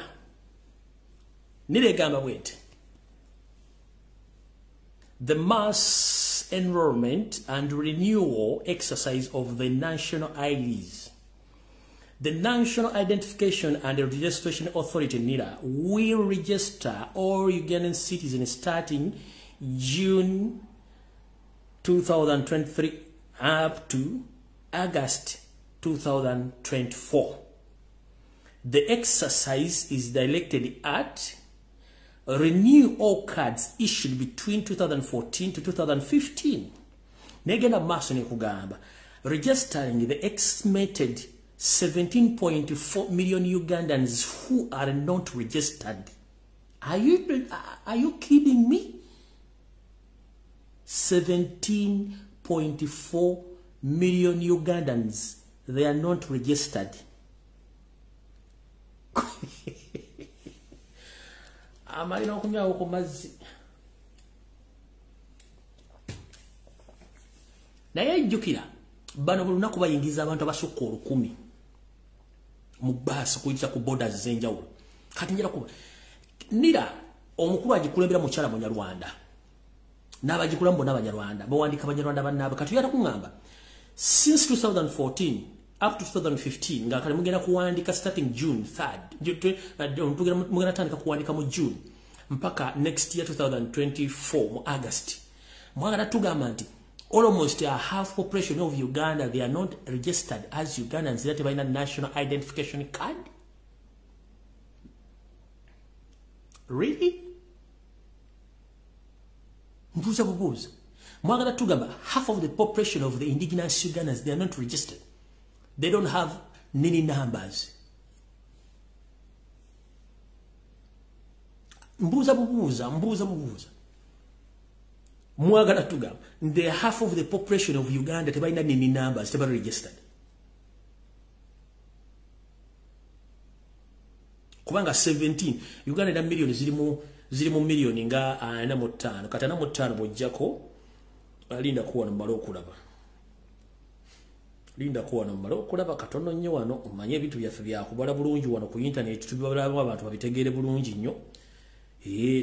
Katuge tuli million 45 minus katubale 18. Oyera kungamba nti bana Uganda kubukada na mbutana bukada 2 bwira ndaga muntu. 10 mudate bwina tambuli gestalinga.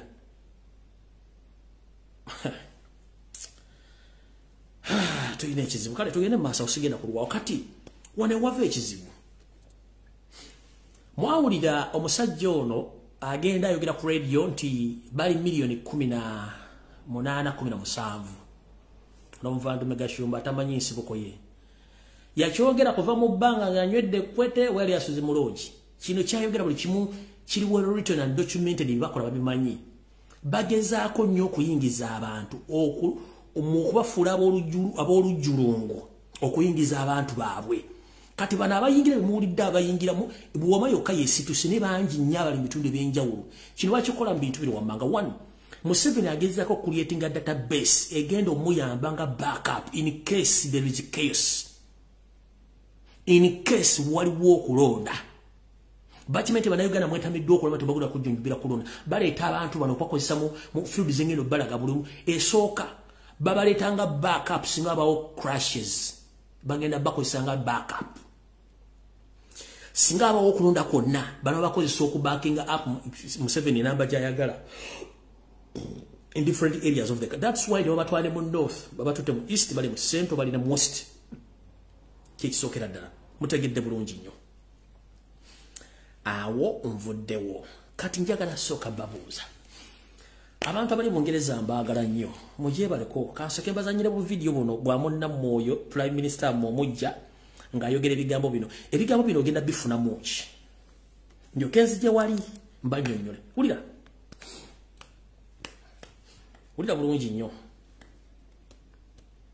Swiftly returned either to your home country or to a safe country where your asylum claim will be considered. And you will no longer be able to frustrate removal attempts with late or spurious claims or appeals. And once removed, you should have no right to re-entry, settlement or citizenship.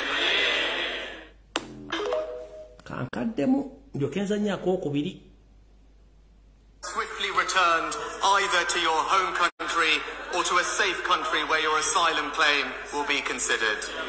And you will no longer be able to frustrate removal attempts with late or spurious claims or appeals. And once removed, you should have no right to re-entry, settlement or citizenship. Mr. Speaker, I said enough is enough, and I mean it. And that means I am prepared to do what must be done. So early next year, we will introduce new legislation to make unambiguously clear that if you enter the UK illegally, you should not be able to remain here.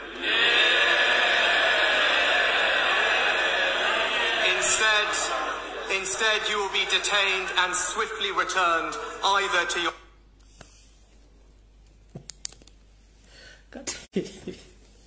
Omanyi lwaki nseka endiga zitudde mu parliament zonna endiga enjoga zonna endiga zitudde kubanga zima mission.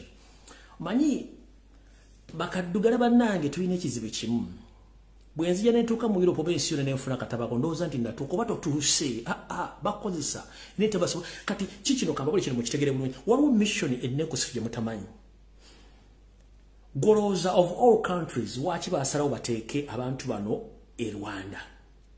Olowooza lwaki Israel yasooka kufuna Rwanda gye babateeka abantu bano successfully batwale bakomekeza bayingira Uganda.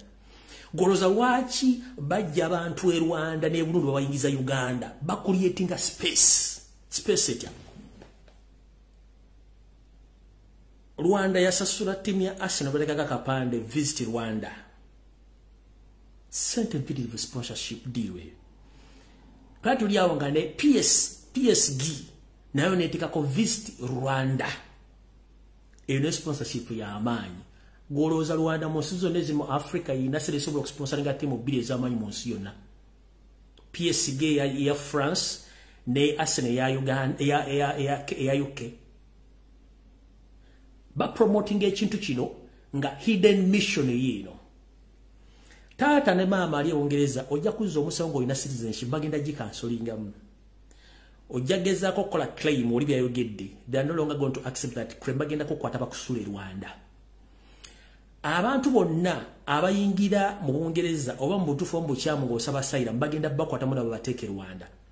Kino wakikola mu hidden message eri wabagala kendeeza namba ya muddugavu. Babakwata basule Rwanda. Kati bano bakuliyetinga space ey'abantu abagenda okudomitinga eggwanga eryo ko abagenda okuliyetinga bakuliyetinga space e Burundi ne Rwanda. Bakuliyetinga eyo kye tuyita second world country. Nga surplus ate y'abantu abava ennyo bajijja waliwo yandibadde ne bagifutinga bagireeta Uganda ne bakuliyetinga second country mu Burundi ne Rwanda okubanga bagenda teekayo abantu bonna bateetaagisa. Naye nga system bagenda kikola nga kiri mu ngeri temujja gitegeera nga newe na citizenship mu ngeri basobola gisazaamu ne bakuwandikira ebintu ne bakuteeka mu detention ne bakudeporting ne bakozesa Rwanda. Bano bagenda bayambako okuddamu okulikolonizinga akatundu ke tuyita East Africa ne Congo. Era abantu bagenda kozesebwa okutandika okuyingira mu nsonga za Congo n'okuyamba ku bintu biri sensitive nnyo mbyogera okutandika okukola emirimu gyabwe gye balina okukola ey'abantu bano. So mugendere nti bano basindika abantu abaavu bajjeeri bakuliyetinga space y'abana bagenda okuva mu zinensi z'abano. Mujja kitegera nga luno ensendere zigenda okwadoptinga system ya Bungereza yakoze eyo. Kati badira abantu bane babajjeeri n'abayingiza mu Uganda ne bakuliyetinga space y'abale bagenda okujja. Kubanga ziti government zigenda teeka mu sente nyingi nnyo okola infrastructures ne facilities ezigenda okubanga zisobola okumaintaininga abantu abo. Kati bali bambaavu mponga byoya babasindika abazze n'ofe mu Uganda bakuliyetinga space y'abale bagenda okuva mu ziri ensi okusingira ddala Bungereza n'ensenda zigenda kiyingiramu. Bajje bakuliyetinga second world country mu Africa ye Rwanda slowly by slowly kijja. Kati bana abasajja bagenda batwala okusoma management bagita bagenda batwala okusoma kye tuyita management skills politically n'emitendera emirala bagenga basoma system okuba nti bagenda ofuuka ba managers in the coming future mujja kulanga eggwanga Burundi Rwanda nere basubira okukola Congo ebintu bye bitambula bulungi nnyo bidevelopinga bulungi nnyo naye nga surplus ye nakasasiro ayibwe n'offe Uganda kati ffeno tubeere mu chaos ng'ate wava resources part of the resources zigenda okuzimba ensi ziri oba bunfunye bulungi nnyo kiringa bonoga nti omwenge bagusenge ejje mulimu super mulimu lejula mulimu n'ebirala soko webuze lwaki Israeli bwe yasoko okukwata aba Ethiopia bonna yabayiwa Rwanda Bungereza yakutte bano gwebuze ani akwata sente ziwa Rwanda sponsoring team ezobbiri bwiro position obunene Arsenal ne PSG. It's a process kyomutamanyi bagezaako kukendeeza namba ya muddugavu mu nsi zaabwe kigenda kujjanga bakikola omabine ebintu videos zino sijja kubeera mu kyazitegeera nze roba information ejja kujja kubate mujja gitegeera aba mujja gitegeera ngemazo okuyita bwojja koza ndi Bungereza naka tabajja kutikka a slight mistake esasamwe papula zone bakutwa mu detention bakuvuga bakuza Rwanda oba Burundi kino kibategeeza a slight mistake ku papula zo ejja kuvugisa bakujje Bungereza bakuze Rwanda we Burundi ngate bacha mumulide nga yogera bulungi Sunaka buli kimba kyogedde mission nene nnyo ne tubaga mu Rwanda ensi yamwe abasajja batwala buli kimu nemuganya okutegeera bino bimbaga mujja bitegeera luvanyuma nnyo mwe bagaza program ntezira abantu batayira GB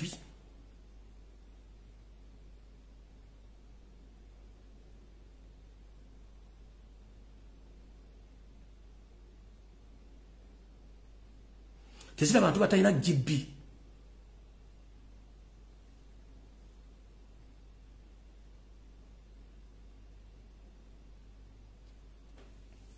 Ejja kweka nguli kimute mujja kitegeera bulungi nnyo kale no ensonga eyo ndowooza saagala nnyo baluyisa mu budde buno olw'ensonga byetu mulina bingi nnyo ebyokukola naye njagala njagala essimu 5 zokka essimu 5 zokka strictly then when najja ku Sunday egenda kubeera open discussion buli mwajja kuteesa kyayagala kati ngenda kuteesa essimu 5 zokka buli muntu osobola okubanga oyogera ensonga zo nkuwa obudde oyogere tugende maaso essimu yiyo strict WhatsApp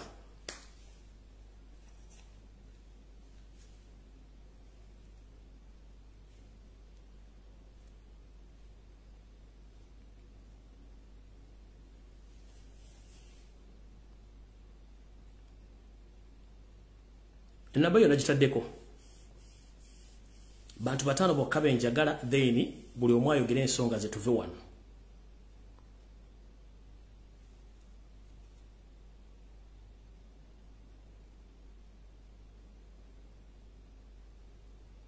njala bantu batano bokka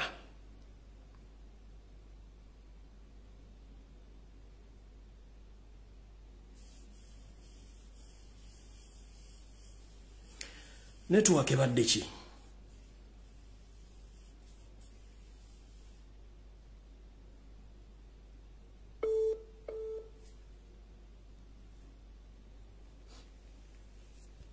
sebo oli ku live sebo n'eddoboozi lyo liri wansi nnyo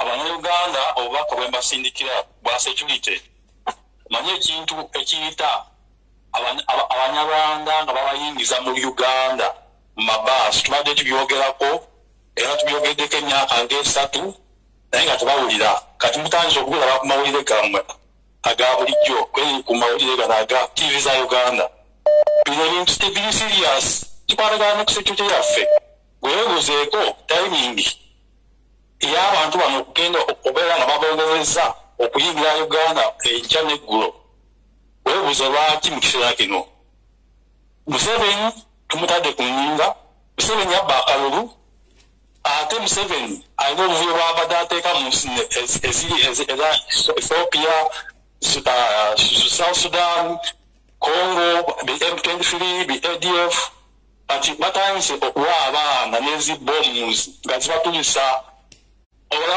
ombaka oli olanya w'engulu yavuddeyo nga ombaka si wa NUP naye mbaka ali patriotic n'agoba abantu abasenze mu kifo kye baasubira okuba tewali mission yakusaanyawo bali ababeerawo ab'omu kitundu ekyo kati nze obutamala budde njagala kuwonyera bannayuganda nti bino ebintu biri kwalaali tebiriko muzannyo enteesa yange kandi kabalala bafuneko omukisa bateese owadde kumpuliriza tweyanzanye muganda wange amina alright omukulu muwulidde bwateesezza esigadde abantu bana simu kweri abadde bakubanga esimu ebadde ekyali bize mbadde sobola kukwata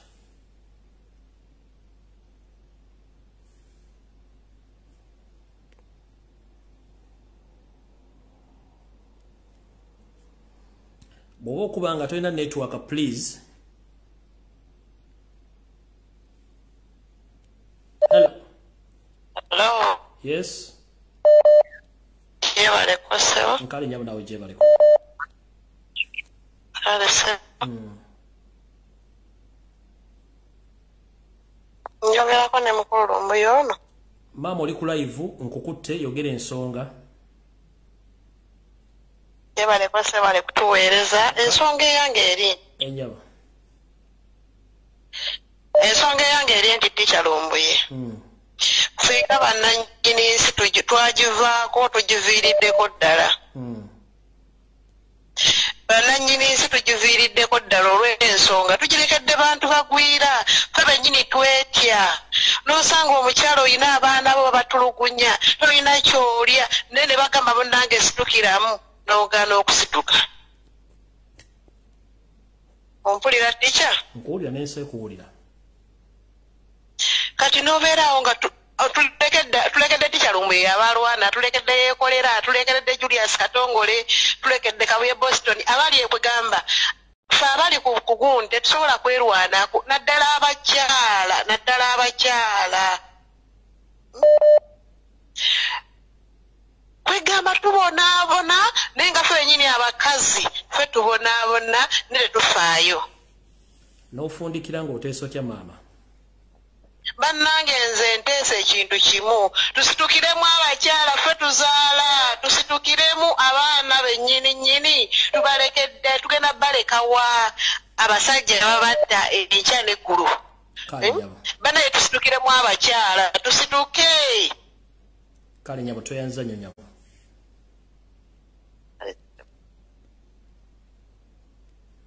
Hello. Hello. Hello, Teacher Lumbuye ogamba otya so? Nyabo oli otya nyabo? Ndi bulungi nze mukyayi gwa Bobby. Nyabo. Teacher Lumbuye tusiibya nnyo empeerezaayo. Nyabo.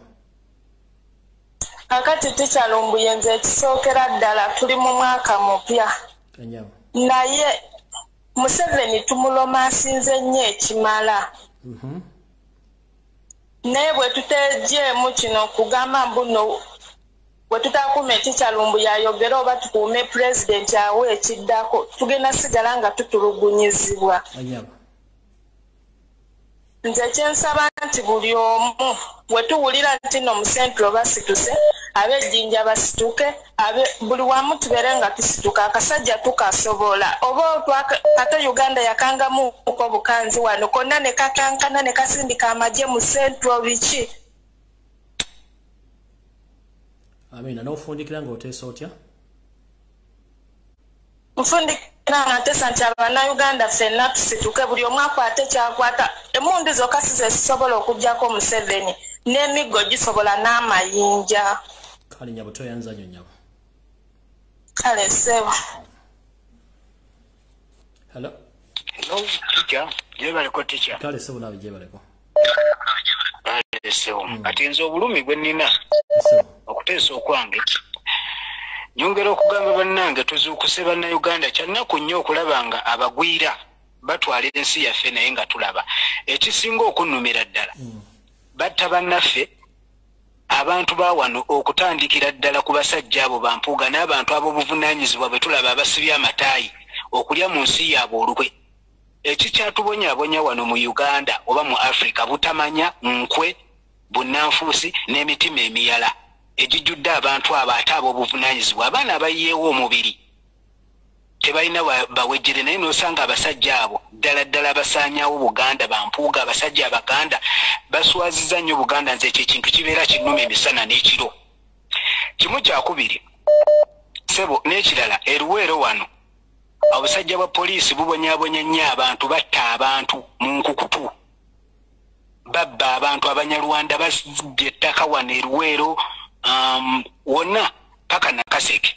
Naye abantu baffe tweyanziza nnyo omulimu gw'okola okubaweereza, naye tebawulira. Abantu baffe tunakola tutyo bazuukusa, tetubeera kuzitwita gwe Pato Uganda n'alabula King Asadi, naye munaye ate abantu bano ne bavuma buvumi ne baggwamu olw'obusente obutaliimu nsa Museveni bw'abawa. Kati n'olw'ensonga eyo tica nyongera okuzaabula nnyo bannayo. Hello. Hello. Kulamusiza nyabo. Mwami Lumbuye. Wanje nyabo. Nze mbadde njagala kwogerako ku mpewo naye ate mpulira kuliko omulala ayogera. Oli gwe kennyini maama gwaliko. Ssebo gyebaleko. Kale njabo nawe gyebaleko. Nze nsinzidde Boston, Massachusetts. Nkubye kula abantu b'e Boston. Enyabo. America yonna akasajja bakayita Francis Nkuusa oba wakawuliddeko. Kana akampi akalinga toyi egula, kana akampi akalinga kufula egula toyi. Aha, kaliwo ozi project sawa zino kageze kola mbaga.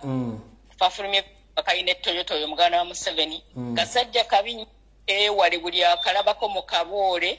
Kabade popular nnyo mu community naye kafuuse kantu kankwe buli akalabako. America yonna kabera Boston naye nga katambula mu community yonna kati bakawadde ssente empitirivu kagene mu America. Buli mu state yonna gye mukalabako, California, Minnesota wa mukakubire n'enduulu bamusobola. Kasajja ka mutawaana nnyo mukalabi Francis Nkuusa.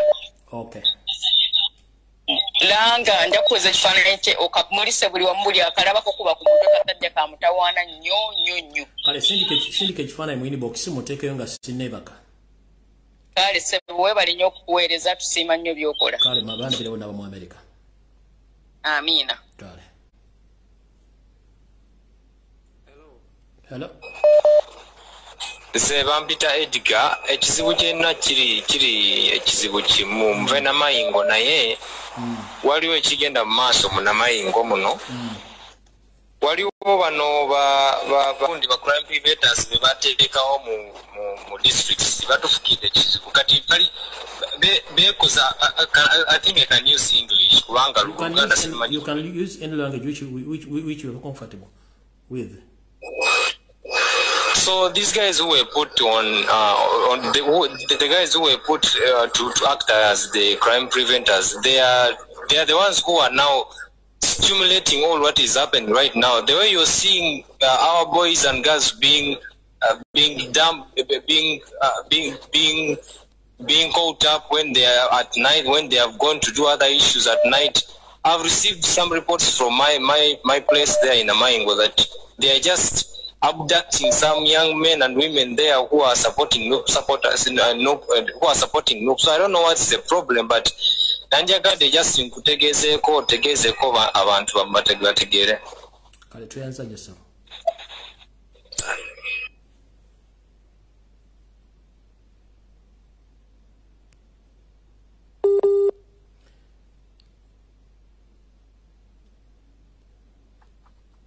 Hello. Nalamusizaako mwenna. Ngaffe tukulamusizaako nyabe nse kuwulira. Mwebale kuweereza. Kale okangula kutobozi tugende. Obubaka bwange njagala busooke butuuke wa Honorable Mpuuga, leaders of opposition. Juzi yagamba mbu ye tali mu politics wa kulinnya ku mmeeza. Ate tumulaba nga buli kiseera yeetegaanita amonge. Simanyi oba twamutuma kwetegaanita amonge, twagala atubuulire. Simulabangako ng'aga nti abaana babakutte we bati ne bwe bati babate. yagenda kolera Museveni oba yagenda kolera ggwanga nkimanya awulira era nkakasa kwali n'obulala bugende eri babbuloga b'emyalemu nga beerimbise mu nnooku nga naye bw'ovaayo n'oyogera ku bintu ebiruma abantu ng'enkeera babiddako nga babifuula ebisubi ng'ate balwanyisa ggwe ng'ate bagamba nti b'opozitioni bannange beddeko nja kubamenya amannya Ivan Bruce Sendege n'omukyala gwe bayita Sewungu bwe muba temusobola muze wansi muleka abantu pulezidenti waffe yagamba mutweyungeko bwe muba temusobodde mutuviire muve mu kkubo lyaffe kati bwe muba mwe mwatuuka muve mu kkubo lyaffe ffe tugenda mu maaso n'oyo mukulu mmeeya simanya ye Elias Lukwago ne Besigye bambi mutwesonyiwe mwale mwadda muve ku pulezidenti waffe omwerindikako mulemesa abamu mulina n'emisaayi mu ngalo abantu babalaba ne pulezidenti batyebuka emitima mutwesonyiwe gugenda gwona kumanya mmeeya Lukwago oba kusali musale omugenzi wamusisinkanye Magombe muwajja kuwadde sente mutwesonyiwe mutumalaako mirembe era otata mbebaza mwebale nnyo mwebalire ddala otuweereza ffe tusiima tugenda mu maaso tetukyadda mabega Museveni ne bw'okola otya tugenda kubeera mu Uganda ate buli muntu yenna mukunguulabye omunalwanda omugwira ng'akusubuwanirako ddayo ejjambiya ddayo omuggo kola ekyokkwata ekyokulwanyisa kyonna weerwaneko Mukama abawo omukisa.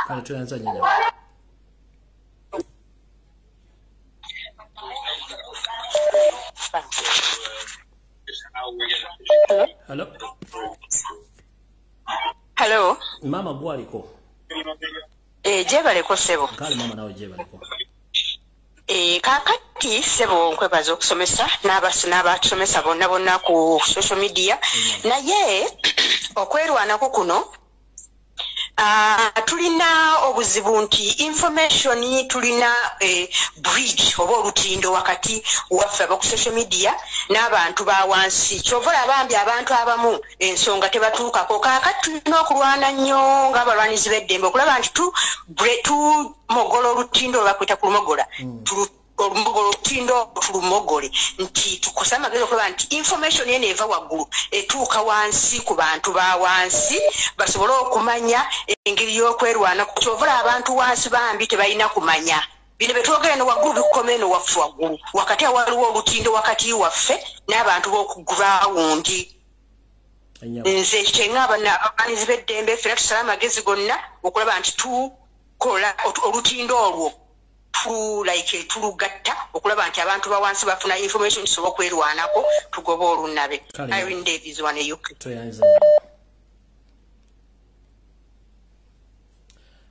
All right, gwali consider abantu babiri nzigala program. Hello. Sebo kwoli.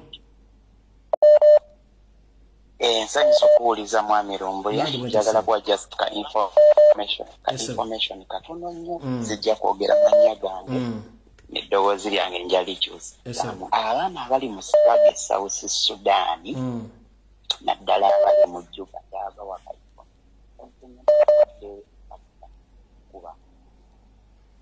mwegendereze nnyo okubeera ompulira etukuwulira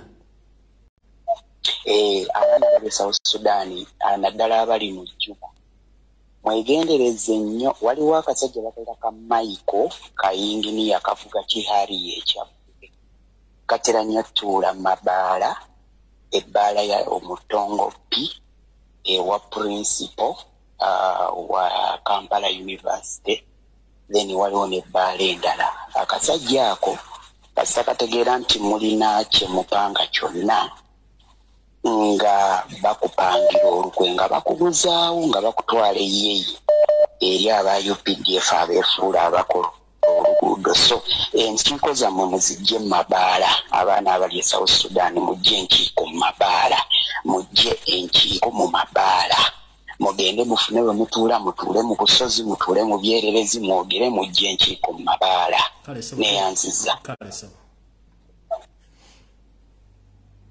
Hello. Mama gwa semba tufundikire Kulamusiza teacher. Nange bwento njabo fundikira tugende. Kati bannange ensonga ya Mr. Mpuuga nze sikyagala namuyita honorable. Ekyamazima talina kyakoze. Twayonoona ebiseera yaffe bingi nga tunoonyeza abantu abo obululu. Naye ekyamazima Mpuuga talina kyotukoledde, talina kyotuyambye, simanyi na kumanya. Kuba pulezidenti ali ku ki? Kuba yandituyambye n'atuggyira omugugu mu kkubo ne tusobola okutambula. Naye bannange omugugu gwa Mpuuga gutumazeeko emirembe mu mitima.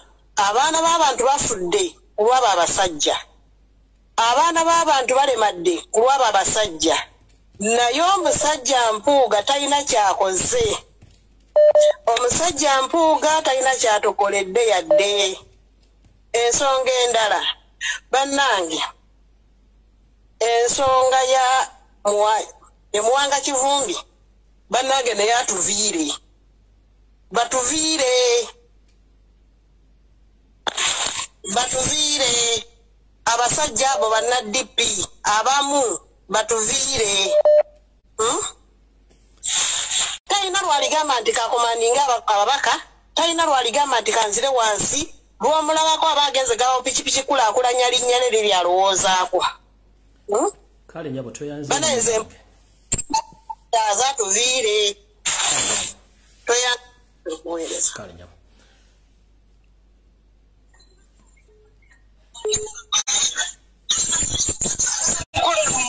Wange nyabo. Webale tuweereza nze nnemeddeko wadde abadde asemba. Kale nana. Kuliko omwaka naguyita mu kulike. Kale endowooza yange ebadde bweti. Abantu bannayuganda kye batalaba. Nga bw'olaze ka video ako gundi Prime Minister we London. UK. Balina okumanya nti nno plani bagiteesaako dda. Kati abagundi ba refugees babagenda okujja mu UK. Baali baagala bakole space e Rwanda. Tobola ba bus zisomba zireeta mu Uganda. Kakati bwe banaafuna space batandika okuleeta ba refugees. Kati labanno Uganda bwefuuka akoononye kagundi akafo kaba okudampinga ba refugees monna abava mu African parts. Naye bano abava standard UK bajja kubanga UK babatwala e Rwanda. Eyo plani yaabwe. Kati ekyokubiri oyogedde ku kyaba bloggers nkutegeera teacher. Awo ndikiriya ba bloggers wewe ba bloggers baffe abefudde nti no I know more batwesonyiwe kubanga buli omu yajja ku lulwe mu struggle, buli omu yajja ku lulwe era ffenna tusitudde, buli omu asitudde mutwe gugwe.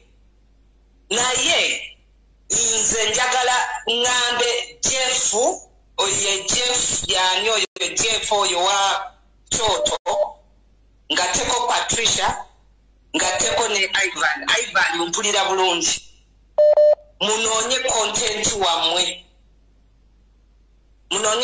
wamwe bwe mbate musobola then mubireke mulekerawo okukola ki okututabula buli omu alina good platform gyagendako n'ategeera. Kati ffe abalina 5 GBs twasalawo okusigala eno. Kati bali mmwe bwe muba mulaba mwagala kutwala ba 0 GBs bemba mutwala kubanga ffenna twetegerera. Kyekyo kye mbadde njagala okwisawo olunaku lwa leero. Tiita webale tuweereza. Nze nsinziza kale bayi. German. Kale mukama akonkomere. Naawe bwotyo akuume. Bannange sisobola kusukka wano okujjako bagamba mukama bankuumire atakuumira mpeera byonna bimuwulidde bigambo ebyo abyesogedde nga nze ebigambo byawuliriza abalina endowooza yaabwe era ebyogedde bibakakatako nga bo ebyange mbyogedde njala kubeera muggufu nnyo byonna bimuwulidde bigambo bannayuganda abaagala enkyukakyuka bukulu waabwe so mwebale kuwuliriza mukama bankuumire atakuumira mpeera tujja kusinkana ku Sande ngenda nkiggulawo nga tutandika omwaka omupya ow'endowooza ku nsonga za Buganda zonna. Nchiddamu ku Sande egenda kubeera open discussion ku nsonga za Uganda nzigula omwaka buli omu ng'asobola okwogera ensonga ze nga bw'aziraba then tutandika omwaka officially tukutandika ku Sunday nga buli omu akuba essimu ku Sunday oyogere ensonga zo nga bw'oziwulidde ku nsonga za Buganda zonna n'ensonga ezikwatagana ku Ssaabasajja Kabaka ku Sunday. Nze ngenda bbawa eddiiro buli omu ayogera ensonga ze aziguse bulungi ku Sunday strictly sigenda kubawa information yonna egenda kubeera open discussion ku nsonga za Kabaka n'Obwakabaka Buganda jemunagattako ebyo mwenengera gamba open discussion yammwe ku Sunday strictly sigenda kubawa information yonna kiddamu ku Sunday. Jero bebaza abaddeko olwali mu 2013 olunaku olulungi. Mweraba.